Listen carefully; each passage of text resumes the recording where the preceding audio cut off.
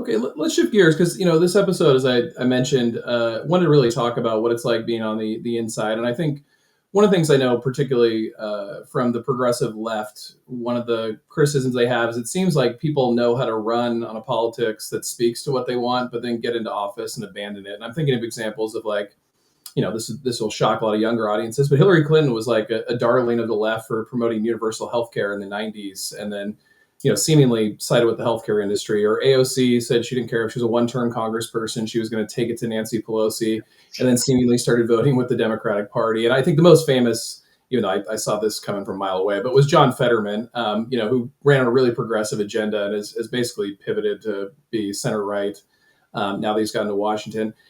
So can you talk to folks who see those kind of examples and say, what is it that happens? Do these people really committed to progressivism and then they, get in a back room with the CIA, or what happens when you get elected to office? Great question. And unfortunately, I have to give a fairly complex answer.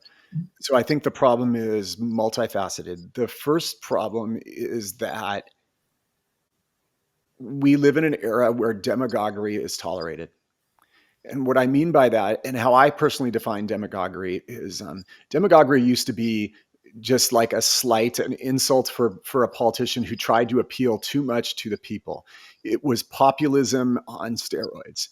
Now we live in a very populist era from both sides. Trump is a populist and AOC is a populist. They both, work very hard to appeal to voters.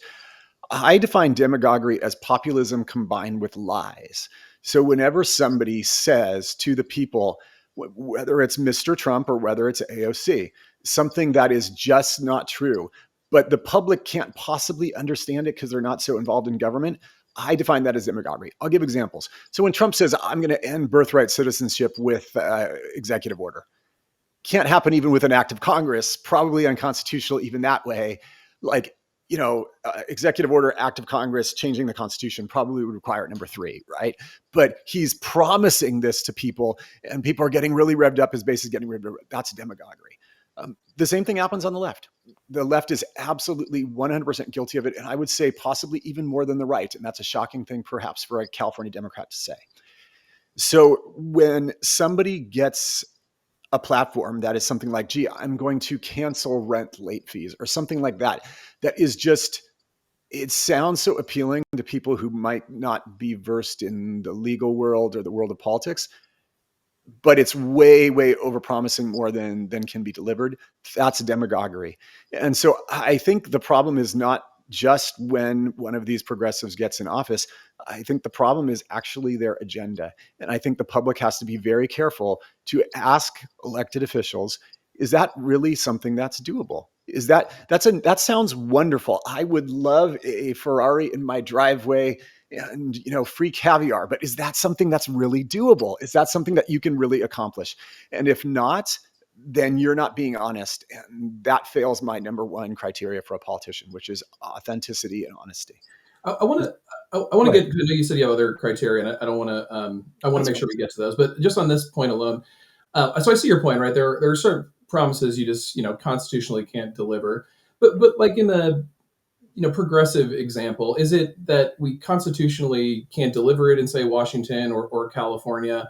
Or is it that we just don't think there's a will within like the Overton window of acceptable ideas? Like, is the party not interested in trying to push polls, or are they following them? Well, no, I mean, the answer could be both, right? I mean, again, so I put forth this bill, and this is an arcane topic, but I think it's plain vanilla enough that it won't make anybody feel perhaps very strongly.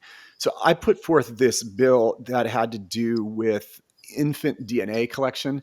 To me, it was like a privacy violation, and I didn't like it. And it turns out California collects a blood spot from every infant born in the state, and then we allow researchers, including from foreign countries and whatever, to access your child's DNA. And yes, it's anonymized, but it's I keep in mind laptops that are left on subways and things like that. So anyway, I put forth a bill on that. We could not get it passed. It was really hard. The HMOs and the healthcare lobbies really, really hit us hard on that. But I think the question is, how did I characterize that to the public? If I had gone out and that had been my platform for reelection, my one thing, And I had been like, oh yeah, like the only reason this isn't getting done is blah, blah, blah, because you haven't elected someone like me. And I've got the riz to get this done. And this is something that should be like, you can't sell things like that. You have to be honest with the public. And so I think part of it is, yeah, they're not necessarily realistic or honest about what is the art of the possible in politics. Okay. That's number one. But the second part is, yeah, sometimes it really is a legal, constitutional, or just, like feasibility issue. And that's number two. And you said you had some other criteria as well. Yeah. So the other thing that I think, tends to get progressives in trouble is the very nature of the term. The term progressive implies that you are for progress. The term progress implies that you are for change. The term change, obviously requires some type of alteration of the political status quo.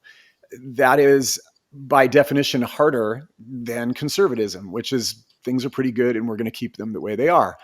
Right. And I also do think that, frankly, progressives have gotten a little bit ahead of their skis, as some people say, although I hate that term and I've never been skiing in my life. But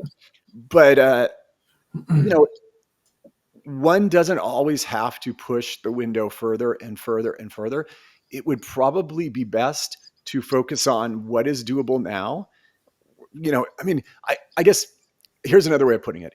If in 2025, you and I sit down and say, we've got to do this and it's got to happen and it should be part of our agenda. And then it doesn't get done. But then in 2026, we're like, okay, and also this. And then 2027, also this.